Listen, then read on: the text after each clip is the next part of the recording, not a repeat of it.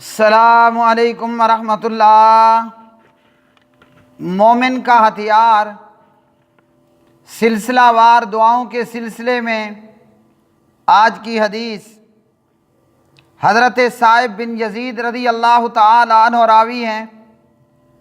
پیارے نبی صلی اللہ علیہ وسلم نے فرمایا، جو شخص کسی مجلس میں ہو اور اٹھنے کا ارادہ کرتے وقت یہ دعا پڑھ لے، مطلب اختتام مجلس پر یہ دعا پڑھ لے۔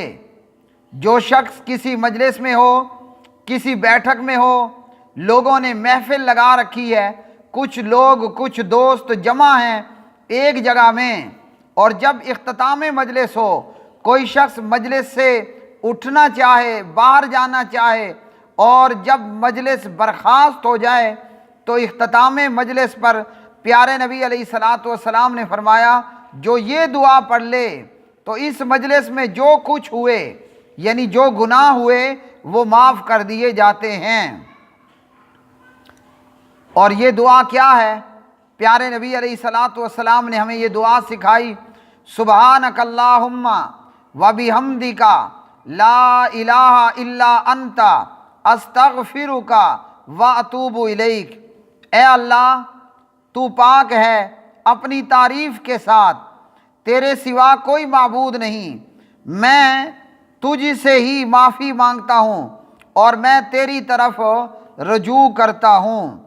تو اس حدیث سے ہمیں کیا معلوم ہوا کہ ہم اپنی مجلسوں میں کئی باتیں گناہ پر مبنی کر دیتے ہیں، تو پیارے نبی صلی اللہ علیہ وسلم نے فرمایا، جو کوئی اختتام مجلس پر یہ دعا پڑھ لے، اللہ سبحانہ و تعالیٰ اس کے گناہوں کو معاف کر دیتا ہے۔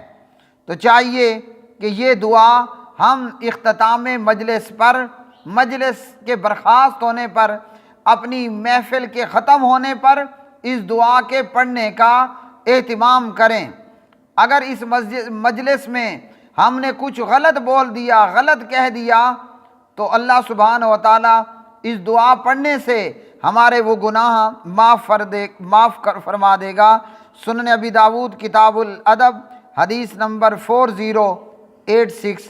وآخر دعوانا ان الحمد للہ رب العالمین۔